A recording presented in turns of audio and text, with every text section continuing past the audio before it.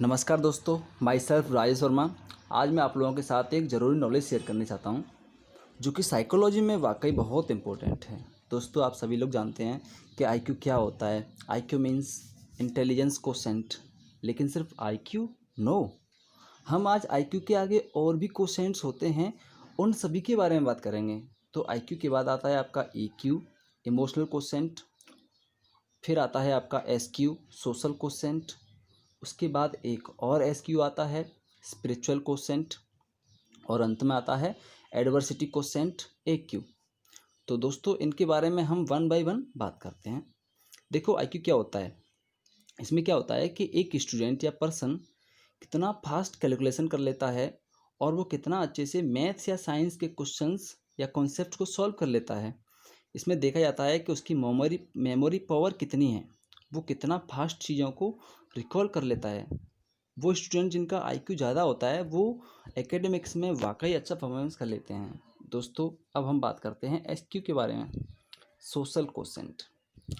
इसमें बोलते हैं कि एक पर्सन का जो फ्रेंड नेटवर्क है वो कैसा है और कितने टाइम तक वो सोशली एक्टिव है और सोशली उसका बिहेवियर कैसा है, फिर चाहे सामने वाला पर्सन नॉन हो या अननोन हो।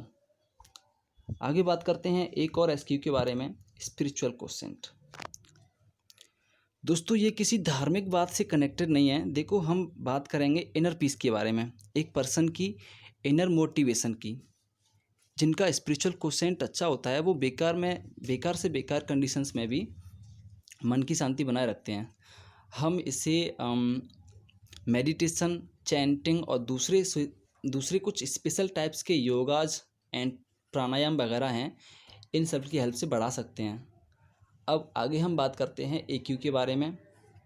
दोस्तों, एक्यू क्या होता है, एडवर्सिटी कोसेंट।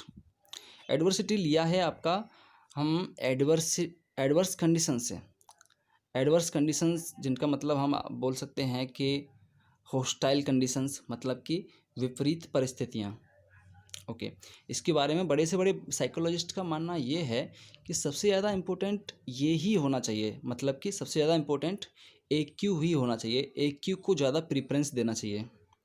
इसमें क्या होता है कि एक इंसान अपने टफ टाइम्स में या बैड टाइम्स में, मतलब बुरे वक्त में था, उस समय वो बिना ब्रेन लॉस के निकल आए, मतलब हम कह सकते हैं कि बिना मन की शांति गवाए निकल आए।